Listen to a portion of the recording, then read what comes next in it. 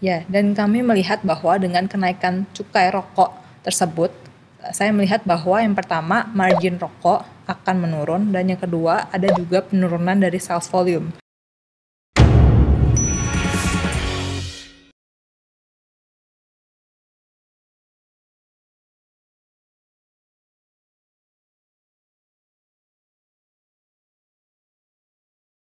Halo sahabat Mirai Aset, welcome back to Superstock. Di Indonesia, industri rokok merupakan salah satu industri terbesar berdasarkan tingkat konsumsi di level domestik. Bahkan menurut data Kementerian Pertanian Indonesia, pengeluaran terbesar ketiga dalam pengeluaran sehari-hari masyarakat Indonesia adalah untuk rokok. Nah, bagaimana perkembangan industri rokok di tengah pandemi ini? Langsung saja kita tanyakan ke Research Analyst Mirai Aset Sekuritas Indonesia, Christine Natasha. Halo Christine. Hai Alia. Bisa diceritakan bagaimana situasi industri rokok di Indonesia? Di Indonesia, permintaan pasar rokok yang besar dan juga kebiasaan merokok merupakan bagian dari lifestyle dari beberapa kelompok masyarakat tertentu di Indonesia. Dan kebanyakan perokok di Indonesia itu adalah laki-laki. Kalau di Indonesia, selain dijual di modern trade channel, rokok juga dapat dijual di pasar tradisional, warung, dan juga para pedagang kelontongan yang biasanya mereka menjual itu per batang daripada per bungkus. Jadi makanya kenaikan harga rokok itu sangat sensitif terhadap purchasing power perokok menengah ke bawah. Memang seberapa besar sih populasi konsumen rokok di Indonesia ini? Saat ini ada 34% populasi Indonesia yang merokok, dan lebih dari 90% dari perokok tersebut perokok jenis kretek, yaitu rokok yang mengandung tembakau dan juga cengkeh. Oke, jadi memang konsumer rokok di Indonesia ini suka banget rokok kretek ya? Iya, betul. Berbicara mengenai industri kretek tersebut, hand-rolled cigarettes as of third quarter 2020 memegang sekitar 20,2% dari market share, lebih kecil daripada jenis rokok SKM full flavor atau machine made full flavored yang memiliki 43,9% market share, dan juga SKM LN atau SKM low nicotine dengan market share sebesar 31,8%. Secara total, SKM atau sigaret kretek mesin memiliki porsi market share sebesar 75,7%, lalu diikuti oleh hand roll atau SKT sebesar 20,2%, dan sisanya adalah SPM atau white cigarette. Dengan jumlah market share yang sangat besar, bagaimana porsi perkembangan bisnis industri rokok ini? Di Indonesia ada 5 pemain besar di industri rokok, yaitu yang pertama adalah HM Sampurna atau ticker code-nya itu HMSP, yang dimiliki oleh Philip Morris International, dan yang kedua adalah Gudang Garam dengan ticker code GGRM, yang ketiga adalah Jarum, lalu ada British American Tobacco atau Bentoel Group, dan yang kelima adalah Nojorono Tobacco Indonesia.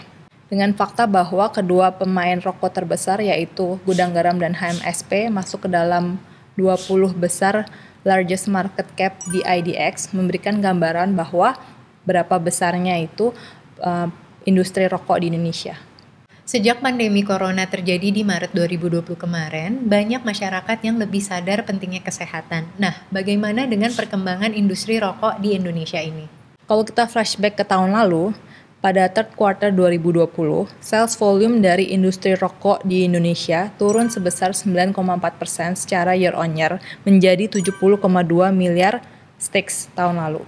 Kalau dibandingkan dengan second quarter 2020, sales volume dari industri rokok turun sebesar 17,5% secara year on year. Secara kumulatif di 9 month 2020, industri sales volume mencapai 201,7 miliar sticks. Pemain terbesar di industri rokok yaitu HM Sampurna membukukan penurunan sales volume yang lebih besar daripada industri. Data terakhir menunjukkan bahwa HMSP membukukan sales volume yang turun sebesar minus 20,8% year on year di third quarter 2020 dan hanya membukukan 19,8 miliar batang di third quarter 2020, dan jika dibandingkan second quarter 2020, second quarter hanya membukukan 18 miliar batang, dan jika dibandingkan di third quarter 2019 membukukan 25 miliar batang. Secara kumulatif di 9 month 20, sales volume turun sebesar 19,2% year on year. Selain dari daya beli yang melemah dari lower income population, kami percaya bahwa HMSP's underperformance juga disebabkan oleh kenaikan harga jual yang lebih tinggi oleh brand-brand seperti Magnum Mild dan juga Marlboro Filterback, seiring dengan compliance mereka terhadap permintaan pemerintah untuk menaikkan HJE. Mengingat rokok adalah salah satu industri yang terbesar di Indonesia, adakah kebijakan ataupun stimulus dari pemerintah untuk sektor ini? Justru di tengah pandemi ini, sektor rokok mendapatkan beberapa tantangan. Yang pertama adalah kenaikan cukai rokok yang dituangkan di PMK atau Peraturan Menteri Keuangan sejak Desember 2020. Jadi, menurut PMK 010/2020, pajak rokok untuk 2021 untuk SKM atau Machine Rolled Tier 1 akan naik sebesar 16,9%, sedangkan untuk White Cigarettes atau SPM akan naik sebesar 18,4%, sedangkan untuk cukai rokok SKT atau hand roll tidak dinaikkan. Sebagai contohnya, untuk SKM Tier 1 tahun 2021, excise tax per batang yaitu sebesar 865. Sedangkan untuk white cigarettes Tier 1-nya, pembayaran excise tax per batang yaitu sebesar 935. Dan sedangkan untuk hand roll tidak berubah yaitu di Rp425 per batang. Karena kontribusi yang besar dari excise tax terhadap cost of goods sold, maka kenaikan pajak cukai sangat besar kontribusinya terhadap kinerja perusahaan rokok.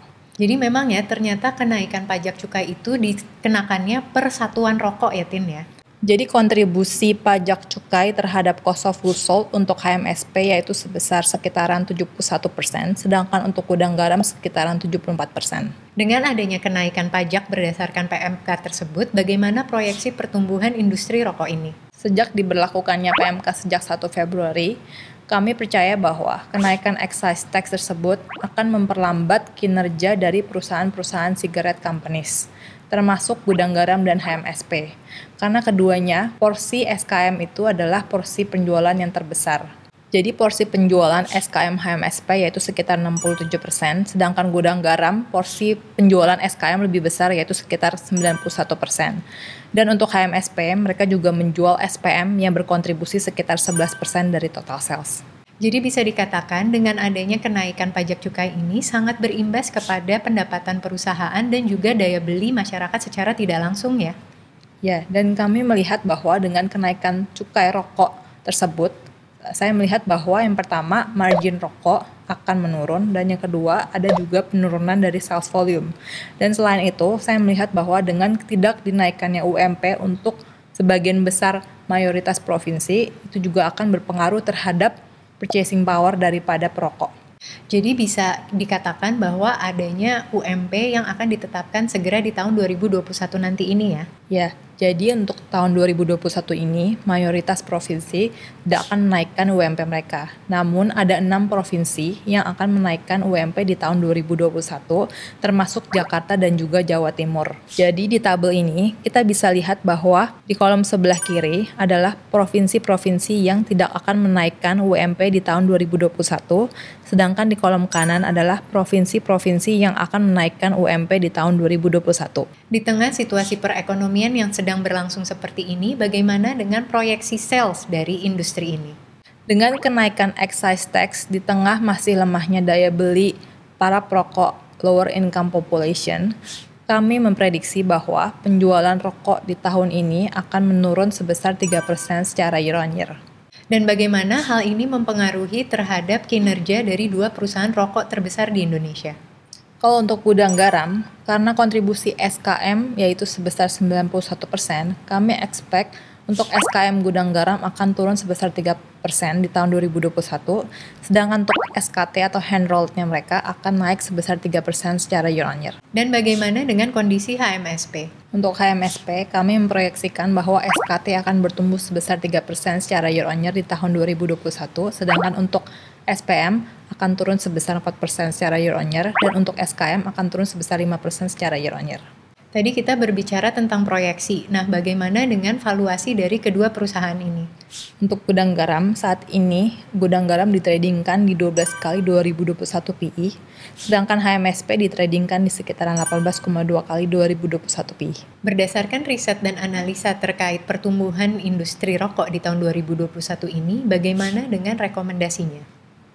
Dengan situasi yang challenging, dengan ekspektasi kita akan adanya perbaikan ekonomi di tahun ini, kami memiliki rekomendasi netral terhadap sektor rokok, karena yang pertama, walaupun ada kenaikan excise tax di 2021, namun kenaikan ini tidak sesignifikan kenaikan di 2020. Yang kedua, cukai rokok SKT tidak akan dinaikkan di 2021. Dan yang terakhir, kami percaya bahwa earnings di 2021 akan datang dari low base di 2020. Baik, Christine, terima kasih atas analisanya. Sama-sama, Alia. Ternyata kondisi makroekonomi serta kebijakan politik dari pemerintah sangat mempengaruhi pertumbuhan sektoral bisnis. Pastikan sahabat Mirai Aset tetap aktif memonitor portofolio investasi Anda. Happy cuan!